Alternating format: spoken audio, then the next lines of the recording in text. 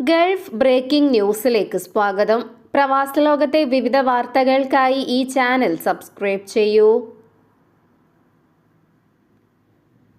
Indian രൂപയുമായുള്ള Gulf കറൻസികളുടെ വിനിമയ നിരക്കിലെ കുതിപ്പ് തുടരുന്നു.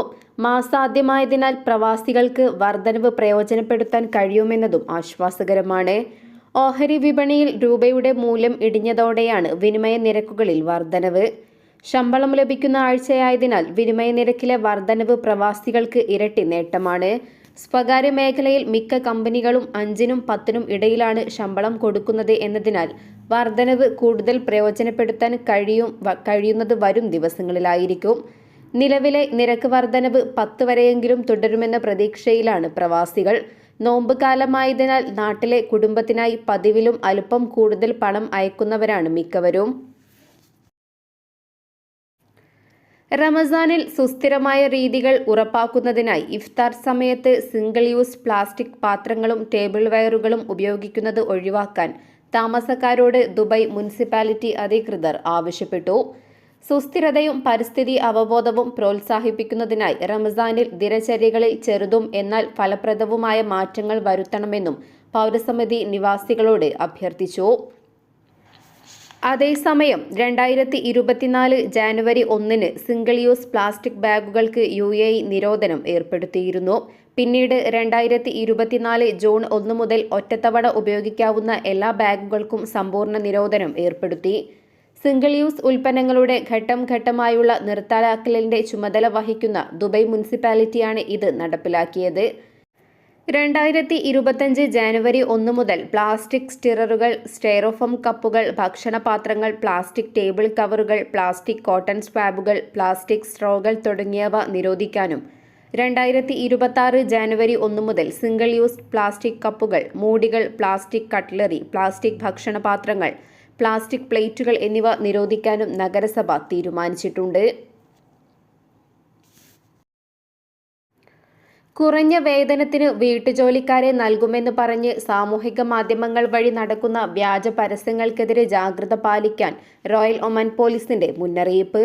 ഇത്തരം പരസ്യങ്ങളിലൂടെ നൽകുന്ന ലിങ്കുകൾ വഴി ഇരകളുടെ ബാങ്ക് അക്കൗണ്ട് വിവരങ്ങൾ കൈവശപ്പെടുത്തിയാണ് തട്ടിപ്പിന് ശ്രമിക്കുന്നതെന്ന് directorate general of enquiries and criminal investigation അറിയിച്ചു.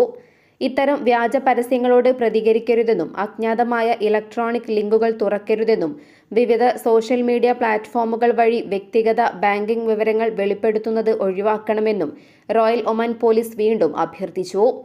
വ്യാജ ഓൺലൈൻ പരസ്യങ്ങളെക്കുറിച്ച് നേരത്തെയും റോയൽ ഒമാൻ പോലീസിന്റെ മുന്നറിയിപ്പുണ്ടായിരുന്നു.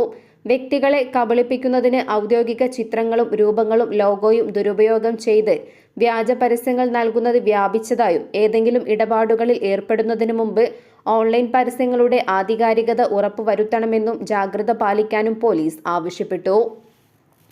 ഔദ്യോഗികമാണെന്ന് തോന്നിപ്പിക്കും വിധത്തിൽ പോർട്ടലുകളും പോസ്റ്ററുകളും ലിങ്കുകളും പരസ്യവാചകങ്ങളും വരെ സംഘടിപ്പിച്ചാണ് തട്ടിപ്പ് സംഘങ്ങൾ പ്രവർത്തിക്കുന്നത്.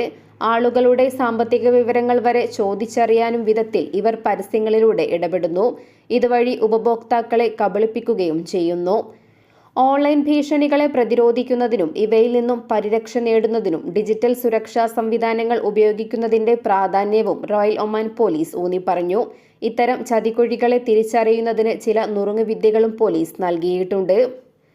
പരസ്യങ്ങളുടെ ഉറവിടം എല്ലായ്പ്പോഴും പരിശോധിക്കുക. വ്യാജ ലോഗോകളെ സൂക്ഷിക്കുക. സംശയാസ്പദമായ ലിങ്കുകൾ ഒഴിവാക്കുക. സാമ്പത്തിക വിവരങ്ങൾ പങ്കുവെക്കാതിരിക്കുക. നേരത്തെ SMS വഴി വ്യാജ തൊഴിൽ പരസ്യങ്ങൾ നൽകിയിട്ടുള്ള പുതിയ ഓൺലൈൻ തട്ടിപ്പ് രീതിയെക്കുറിച്ചും പോലീസ് മുന്നറിയിപ്പ് നൽകിയിരുന്നു.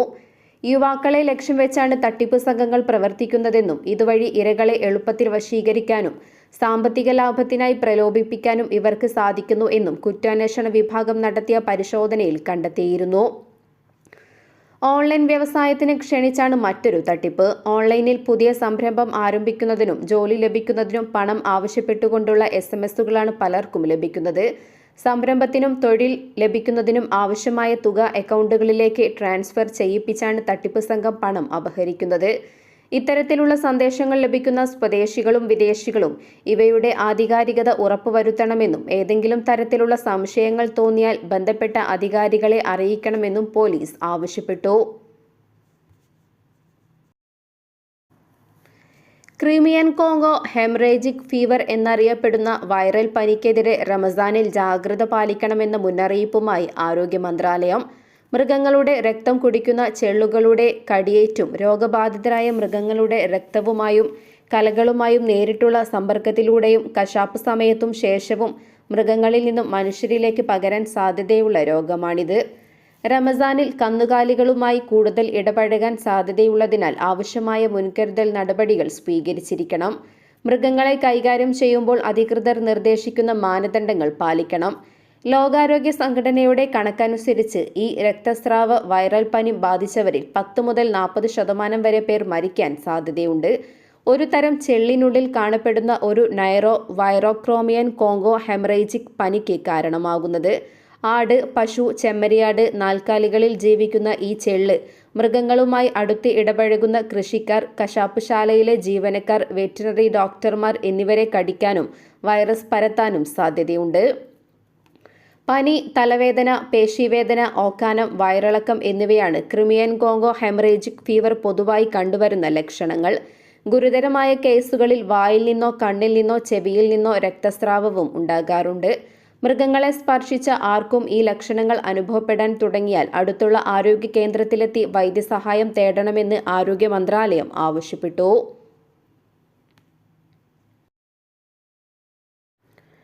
ഒമാനിൽ റംസാൻ വ്രതാനുഷ്ഠാനത്തിൽ പൊതുസ്ഥലത്ത് ഭക്ഷണം കഴിക്കുകയോ പാനീയങ്ങൾ കുടിക്കുകയോ ചെയ്താൽ ഒമാനി പീനൽ കോഡ് പ്രകാരം 3 മാസം വരെ തടവ് ശിക്ഷ ലഭിക്കും.